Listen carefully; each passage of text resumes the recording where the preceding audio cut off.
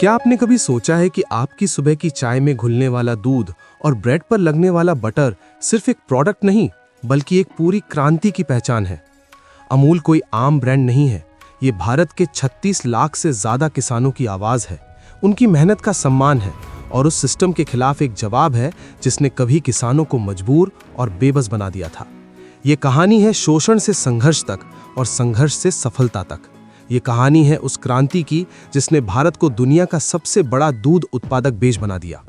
इस कहानी की शुरुआत होती है 1940 के दशक से, जब भारत के गांवों में किसान अपनी गाय भैंस का दूध बेचकर किसी तरह जीवन गुजार रहे थे।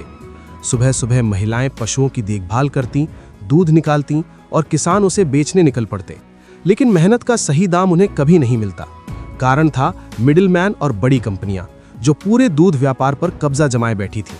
दूध जल्दी खराब हो जाता था, इसलिए किसान मजबूर थे जो दाम मिले उसी पर बेचो। उस समय बॉम्बे मिल्क स्कीम के तहत गुजरात के खेड़ा जिले से दूध मुंबई भेजा जाता था और इस पूरे सिस्टम का ठेका था पॉल्सन डेयरी के पास। ब्रिटिश सरकार ने दूध का पूरा कंट्रोल इसी कंपनी को दे रखा था। किसान चाहकर भी किसी और को दूध नहीं बेच सकते थे। नतीजा ये हुआ कि किसानों की हालत बद से बदतर होती चली गई और हालात इतने खराब हो गए कि कई किसान आत्महत्या तक करने को मजबूर हो गए। जब किसानों का दर्द हद से आगे बढ़ गया तो वे पहुंचे त्रिभुवन दास के पास, एक ऐसे नेता जो हमेशा किसानों के हक में खड़े रहते थे।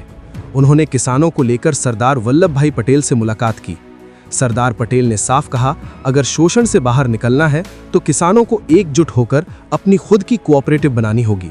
बिना किसी मिडिलमैन के पूरा मुनाफा किसानों का होगा। 4 जनवरी 1946 को खेड़ा जिले के समर गांव में एक ऐतिहासिक मीटिंग हुई। तय हुआ कि हर गांव में डेयरी कोऑपरेटिव बनेगी और किसान सिर्फ उसी को दूध बेचेंगे। ब्रिटिश सरकार ने इसे मानने से इनकार कर दिया।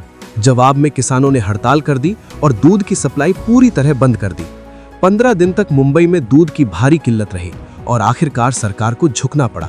यही वो पल था जब इतिहास बदल गया। जून 1946 में Kaira district cooperative milk producers union limited की स्थापना हुई, जो आगे चलकर अमूल बना। ये सिर्फ एक संस्था नहीं थी बल्कि किसानों की आज़ादी का प्रतीक थी। एक 3 टियर सिस्टम बनाया गया, गांव स्तर पर दूध कलेक्शन, जिला स्तर पर प्रोसेसिंग और राज्य स्तर पर मार्केटिंग। 1949 में इस कहानी में एंट्री होती है डॉक्टर वर्गीस कुरियन की। उन्होंने समझा कि सिर्फ दूध बेचने से बात नहीं बनेगी, एक्स्ट्रा दूध से बटर, मिल्क पाउडर और कंडेंस्ड मिल्क बनाना जरूरी था। सबसे बड़ी चुनौती थी भैंस के दूध से मिल्क पाउडर बनाना, जो उस समय नामुमकिन माना जाता था।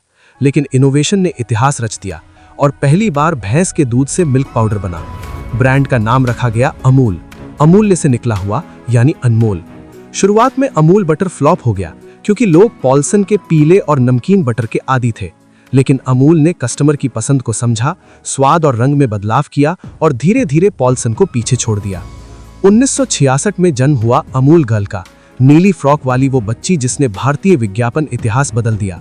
हर सामयिक मुद्दे पर मजेदार और स्मार्ट कमेंट और बिना किसी नेगेटिविटी के ब्रांड को यादगार बना देना, यही अमूल गर्ल की ताकत थी। आज ये दुनिया का सबसे लंबा चलने वाला एड कैंपेन है। 1970 के दशक में ऑपरेशन फ्लड शुरू हुआ, जिसने भारत को दुनिया का सबसे बड़ा दूध उत्पादक बना दिया। अमूल मॉडल पूरे देश में फैल गया, गांव-गांव में कोऑपरेटिव बनी और किसानों की जिंदगी बदल गई। आज अमूल के पास हजारों सोसाइटीज, लाखों किसान, लाखों रिटेलर्स और 50 से ज्यादा देशों में एक्सपोर्ट है। कोविड जैसी मुश्किल घड़ी में भी अमूल किसानों के साथ खड़ा रहा और लगातार ग्रो करता रहा। तो अगली बार जब आप अमूल बटर लगाएं या अमूल दूध पिएं, तो याद रखिए ये सिर्फ स्वाद नहीं है, ये उस किसान की मेहनत है जिसने कभी अन्याय के सामने झुकने से इनकार कर दिया था। अमूल एक ब्रांड नहीं, भारत की सबसे सफल सहकारी क्रांति है।